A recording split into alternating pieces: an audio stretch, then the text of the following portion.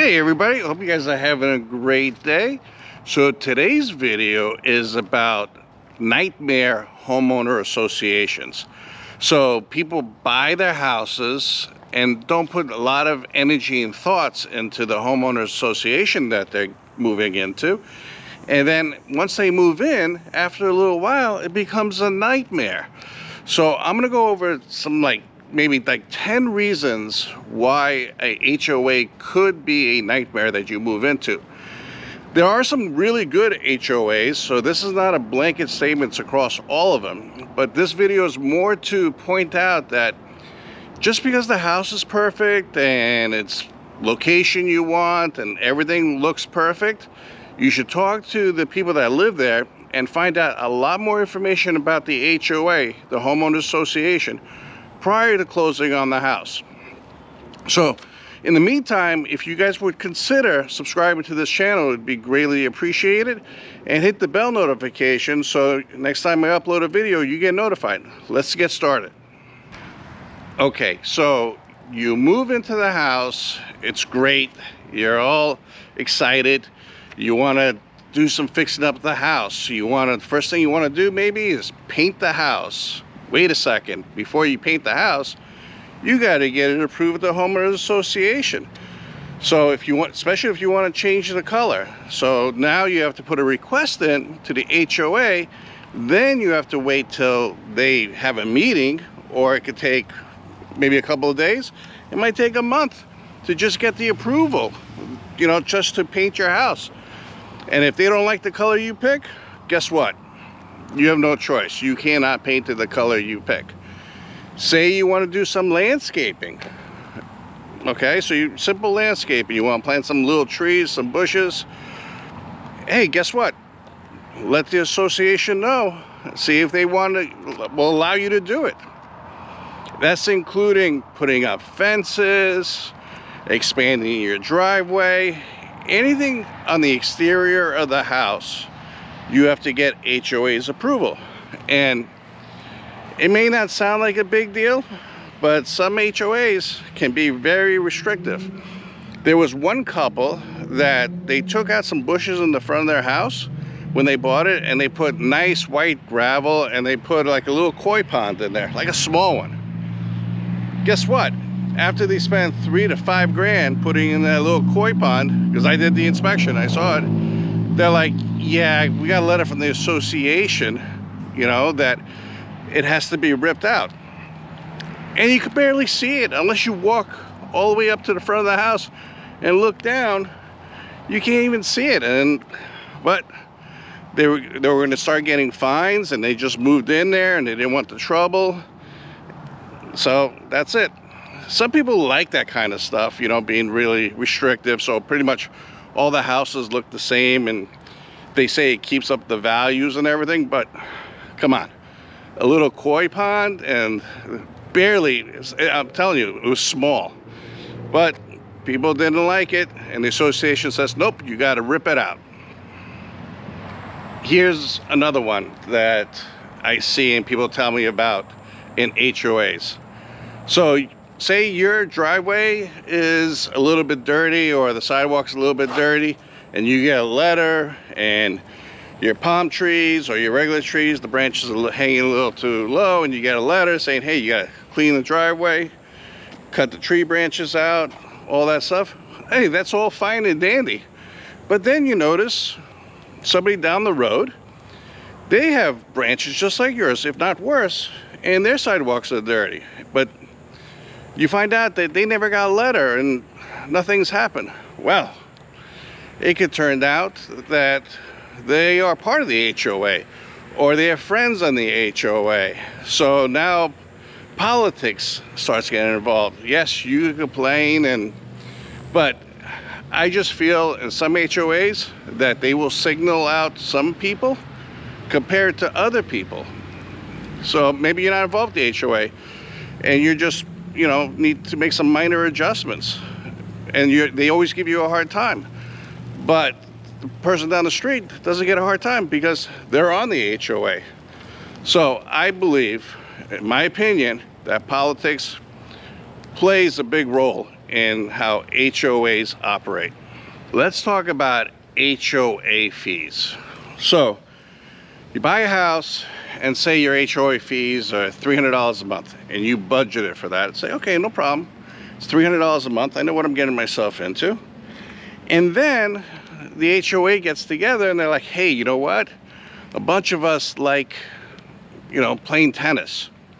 So we want to spend $80,000 on tennis courts. I'm just throwing out a hypothetical. So now they vote and they say, okay, we approve it. We'll do a special assessment for tennis courts. You never play tennis. You have no interest in tennis courts, nothing. But you get a bill saying, hey, you're going to have to pay $2,000 for something you have no interest in. You have no choice but to pay it. Because if the people that show up to the HOAs and they vote to put in tennis courts, even though you have no interest in it, if you lose the vote and you get a special assessment, you got to pay it. It's not like you say, well, I'm not interested in it, I'm not going to pay it. It doesn't work that way. So think about that one. It's special assessments. And, say they want to put extra gates or they want to do other things, and your maintenance jumps from $300 to $600. Say it doubles.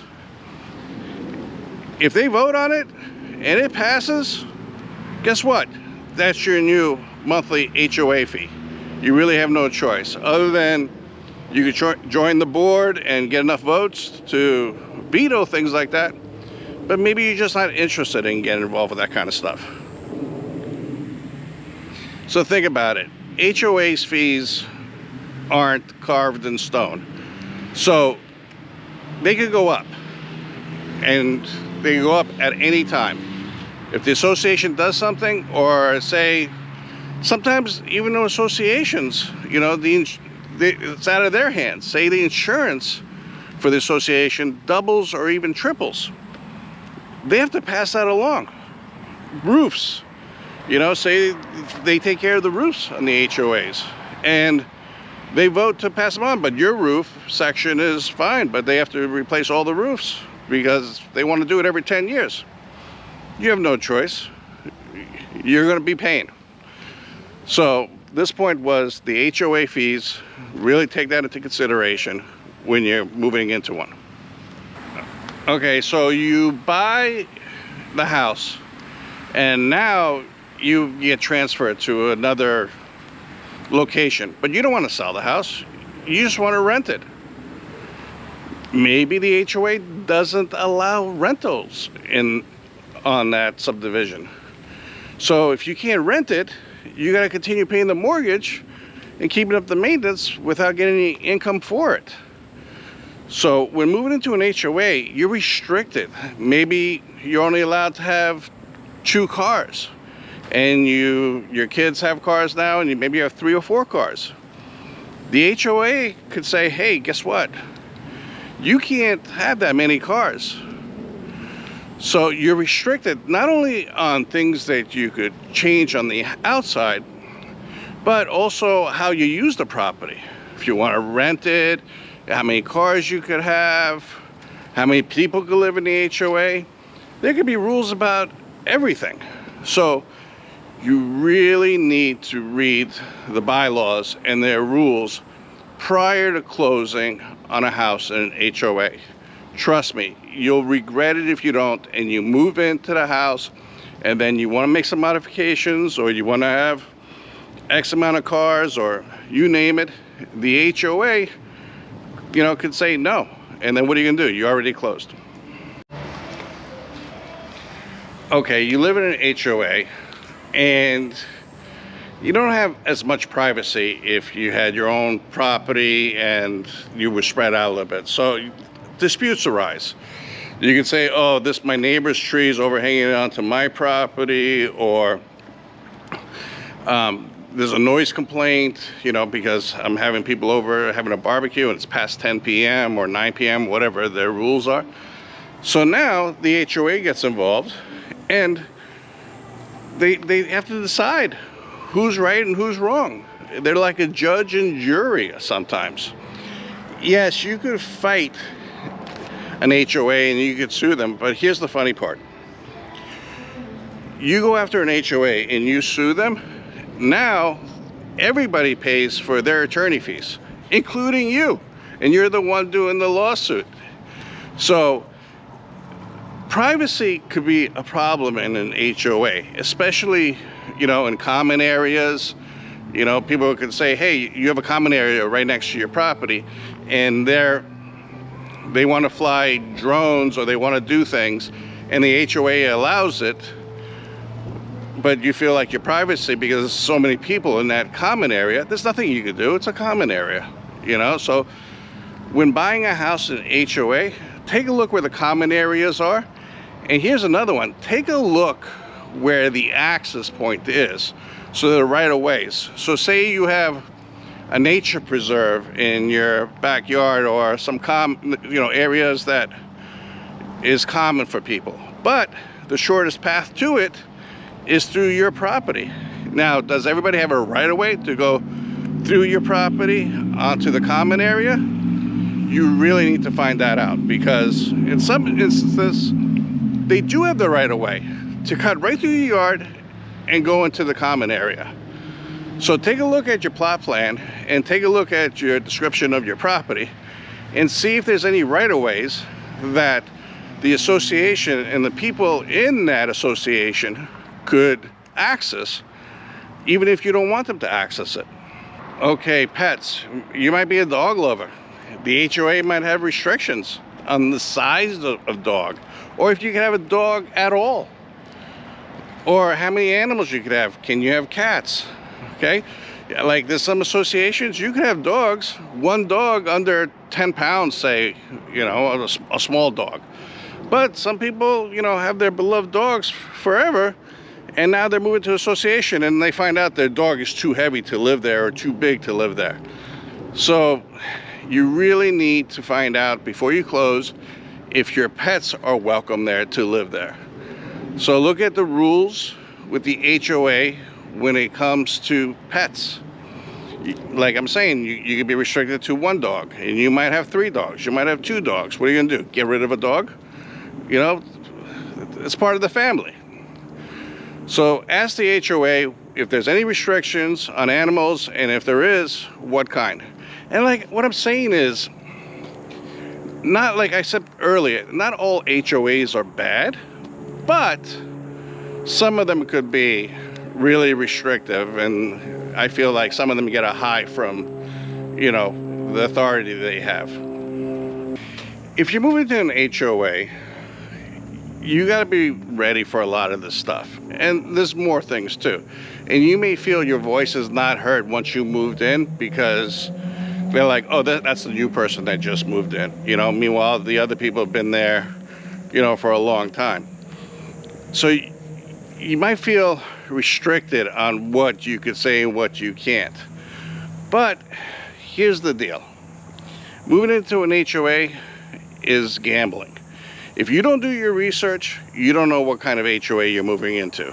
So to me, not only is the house extremely important, you know, if it's the right house for me, but I'm going to do a lot of research into the HOA. I'm going to Google it, see if there's any lawsuits, see if any complaints. I'm going to go to the common area, and I'm going to talk to as many people as possible and ask them, hey, what is it like to live here? You know, am I allowed to have a golf cart, per se? You know, am I allowed to have a basketball hoop in my driveway? You know, so I'm going to talk to everyone, and you're going to get different opinions. And if everybody says, hey, you know what, it's great, they never leave you, they leave you alone, but they take care of the place, like I said before, HOAs could be a really good thing if you have the right HOA that is not too restrictive, but, you know, they tell people, hey, don't have junk cars in your house, you know, in front of your house, you know, cut your lawn if there's weeds growing and lack of maintenance. Yeah, I could definitely see an HOA get involved with that. But there's a balancing point. That's what my point is. So talk to as many people, read the bylaws, and like I said before, it's probably just as important as the house you pick, because think about it like you're going to have a bunch of roommates. They might not be living immediately in your house, but they're going to have a little bit of a say of what goes on in your house and around your house. So anyways, that's today's video.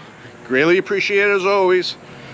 I'll put the next video right below or on the side over here, so check it out and consider subscribing and hit the bell notification so next time I upload you get notified. Thank you and have a great day. Talk to you soon. Bye.